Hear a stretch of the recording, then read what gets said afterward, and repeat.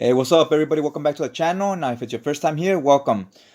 Today, we're going to be doing a review on X-Men issues 54 through 60 of the original run. The first issue is written by Arnold Drake, artwork by Don Heck. Okay, here we start off with Havok, aka Alex Summers, Scott Summers, aka Cyclops, his younger brother. He's graduating from like college right here, I believe.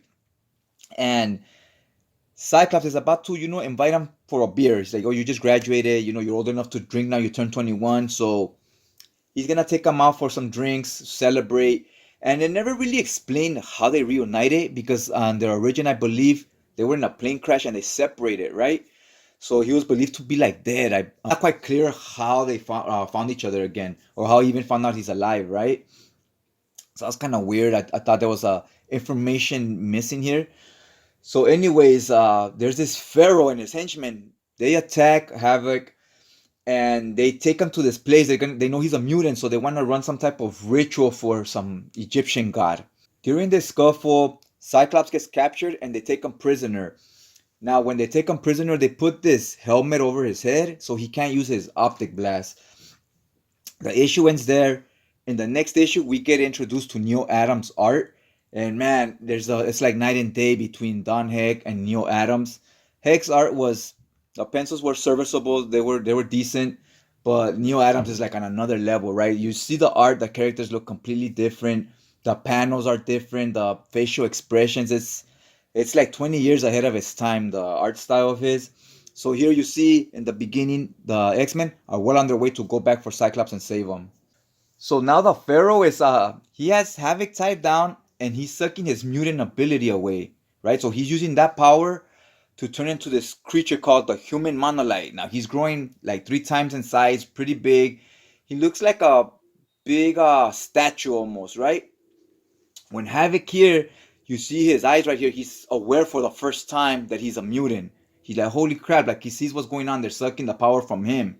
So he breaks free and he starts, activating this power and getting it back from the human monolith. In doing so, the monolith shrinks again and he grows weak and loses all the power again. And now he's like shocked that he knows he's a mutant now. The issue ends there. So Havok is all stressed out. He just found out he's a mutant. He doesn't know how to cope with this. And out of nowhere, the Sentinels show up. Sentinels that program was believed to be defunct, right? So they show up right here. They grab Havok. He was unaware. They just got him slipping. Then we cut to other scenes where they break into Polaris's house. They grab her. They break into where Bobby Drake's apartment, aka Iceman. They grab him and Beast. So they're running up all the mutants there. They obviously look like they're a force to be reckoned with because Sentinels is not just one, right? There's a lot of them. That's what gives them their powers, that they have power in numbers and so forth. They're getting all the mutants here, and you see Havok, Iceman, and Polaris all trapped right here. And Iceman is just happy to see Polaris, even though she's kind of like, she fainted, she's passed out right here, and he's, stressing out, worried about her. And Havok is, they put this new suit on him that will help him control this new mutant ability he has. So he's stressed out over something totally different, right? He's like, I'm a mutant, and now how do I use this suit? He's still trying to figure out how to control his mutant abilities. I really like what they did with the Sentinels here because they came in full force and they showed you that they're one of the X-Men's main villains, right? They're like a real threat. They're not just there to, like, as henchmen to get taken out real quick. We find out this guy named Larry Trask.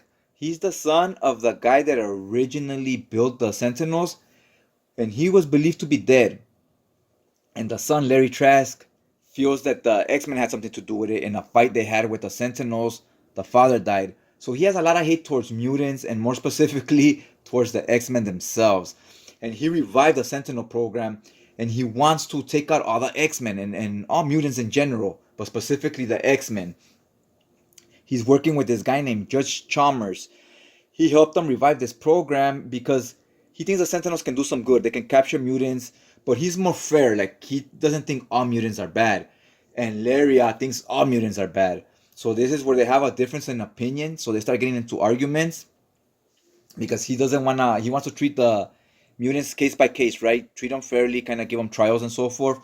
And Larry just wants to give everybody the death sentence.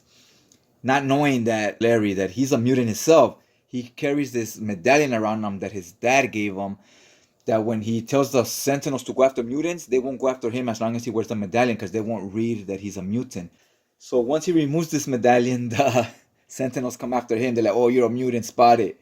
And this is how he finds out he's a mutant. So a very rude awakening, right? Like you are what you hate, right? So that was crazy, and it's gonna give him time to think about how he sees mutants now that he knows he is one.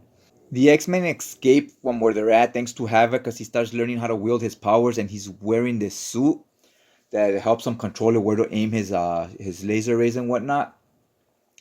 So they start going at it with the Sentinels. The artwork here by Neal Adams is real dynamic. You see Cyclops here shooting one of the Sentinels. Then I really like this next panel with Scarlet Witch. The way it looks, this is awesome. And you gotta remember, this was drawn in the 60s. This looks like something out of the 80s. Like, it looks like so far ahead of its time, right?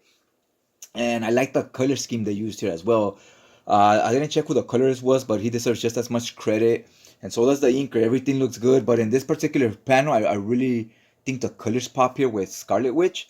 So yeah, all the mutants that had been captured fight back against the Sentinels, and they escape thanks to Havok. He's using his powers here, and he's kind of like the hero of the day. You see him here at the end of the issue. He's saying he needs a doctor because he's out of gas basically. So it looks like Havok is probably gonna join the X-Men. It seems like after every story arc, we add a new member to the X-Men team at this point. And then this Larry Trask fellow, he was unaware he's a mutant. So now that we know he's a mutant, we never got to see what his mutant abilities are. So I don't think we've seen the last of him. It's gonna be interesting to see what his powers are. And it's a trope that we will see in X-Men going forward. You'll see it happen more often. All in all, fun issue. Definitely more about discovering who these characters are and getting them their spots on the team and so forth. The story itself was decent, but it was definitely more about the characters themselves. If you like what you saw, hopefully you hit that like button. Really help support the channel. Other than that, I'd just like to thank you guys for checking out the video, and I'll check you guys out next time.